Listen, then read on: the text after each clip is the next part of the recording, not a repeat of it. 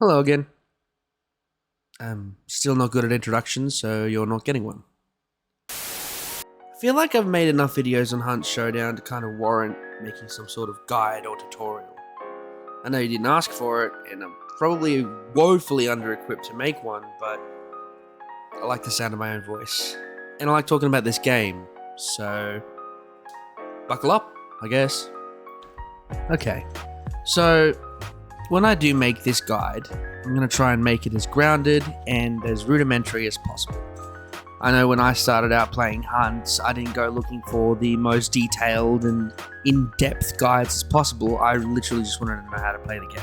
I wanted to know how to get in, get out, and try and, minimize how many times I died. The guides didn't help me from stopping from dying, but it did help me, figure out my way around. So that's what I'm going to try and do here. Keep it rudimentary and keep it grounded for you.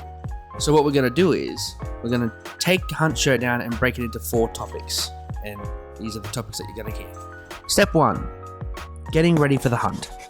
Step 2, going into the hunt. Step 3, surviving whilst in the hunt. And step 4, escaping the hunt. I will be going deeper into these topics in other videos that I plan to make because they deserve their own. They're quite in depth as well, and giving them a little bit more depth to them in further videos will, maybe help some more people than just the rudimentary guide that I'm making now.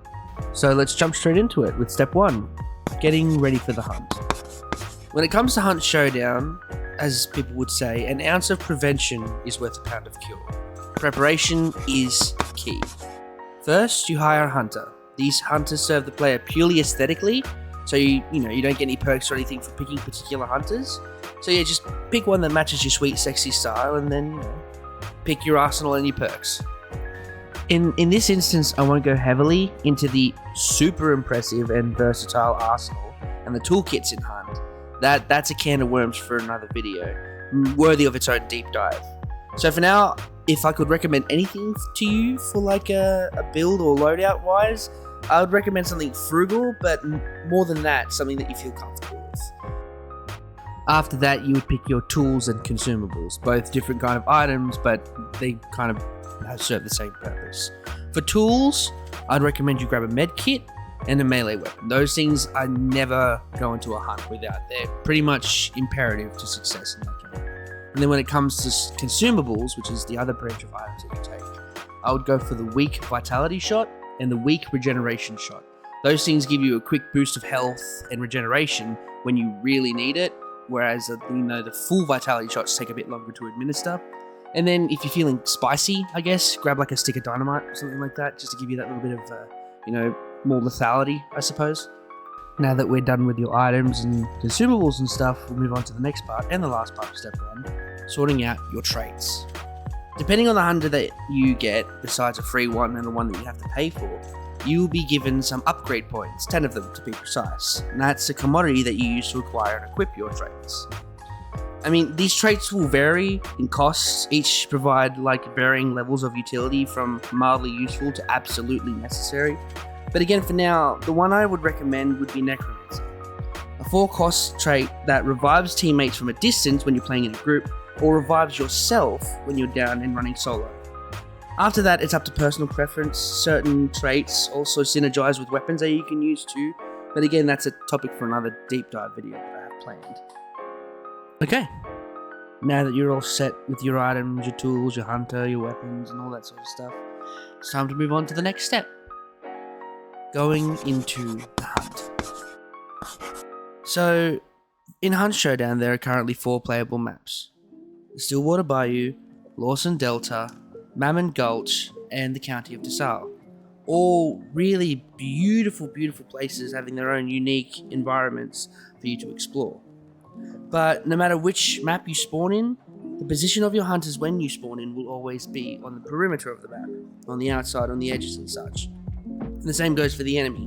Sometimes the enemy team can actually spawn really close, so stay on your toes, even when you're starting out.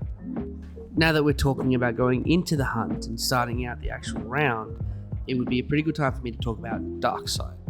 So, each of your hunters, no matter who they are, always have the innate ability to use Dark Side, which I think is bind to your E key if you're using mouse and keyboard. I don't know the controls if they even have them.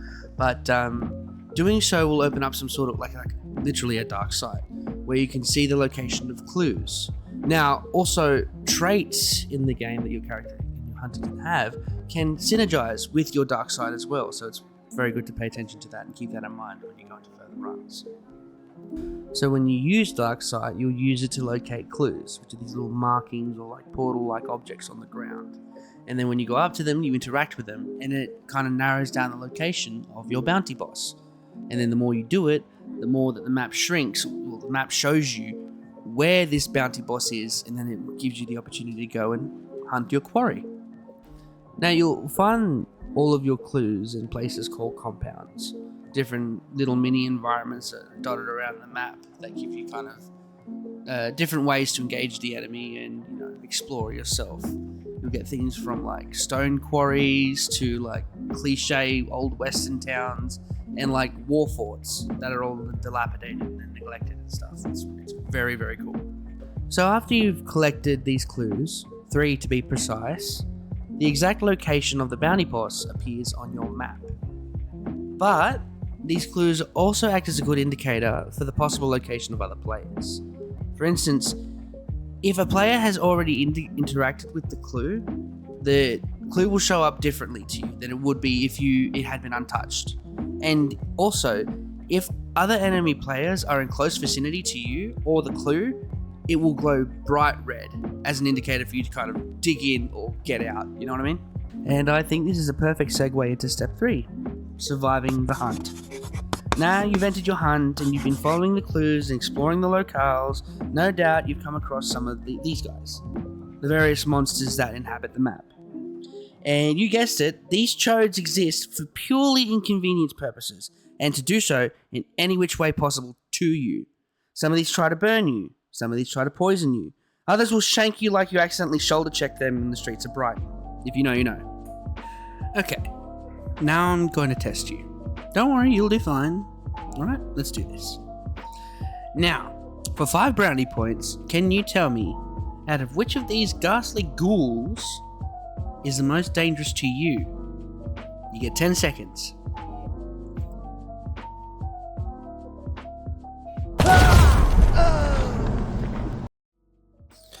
Yeah, sorry. If you didn't pick the secret 4th option, the incel 200 meters away in a bush with a rifle, unfortunately you've lost this round.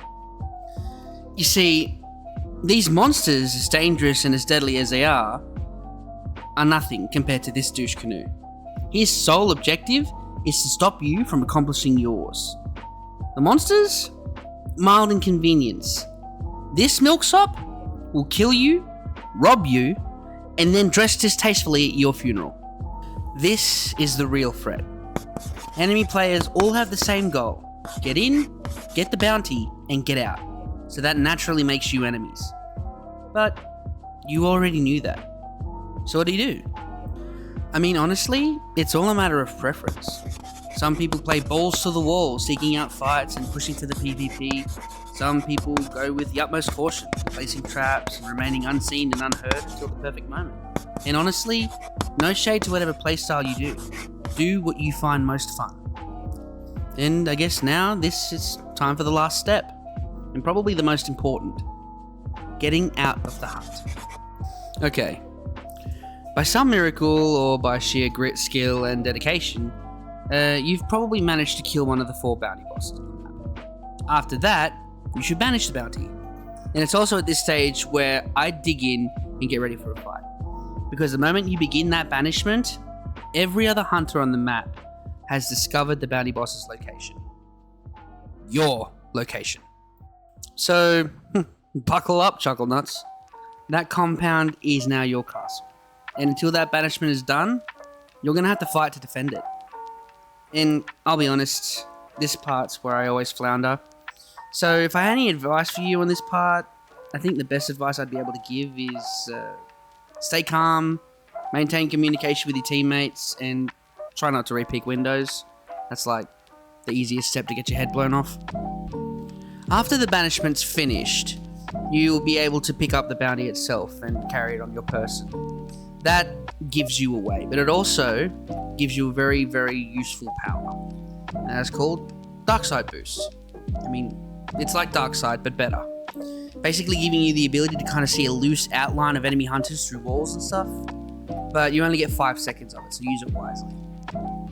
Most of the time when you do get Dark Side Boost, it's usually during a firefight, or just before it, so when you do get it, it would be really, really recommended, by me at least, to use that to kind of coordinate yourselves and your teammates to prepare for which way you're going to be attacked. And then, as I said before, use it sparingly, use it wisely. It's a really, really strong advantage when you have it. And there you have it. You've broken through. You fought well and managed to overcome monsters, the boss, other players, and you're on your way out to one of the extractions strewn about the map. Give yourself a pat on the back. You did good. I mean, you've done better than I would 90% of the time. There's just one last thing I need.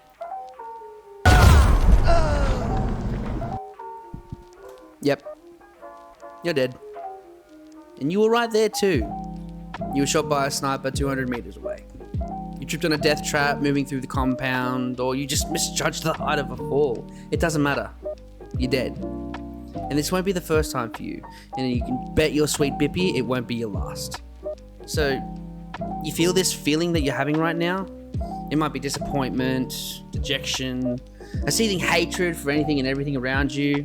I mean, you know what it is. You know what you're feeling. Either way, that feeling you get used to it. And I don't mean this in a mean way. I mean, you could be really good at this game. You could really, really excel at everything about it. The shooting, the preparation and all that sort of stuff, but you're gonna die.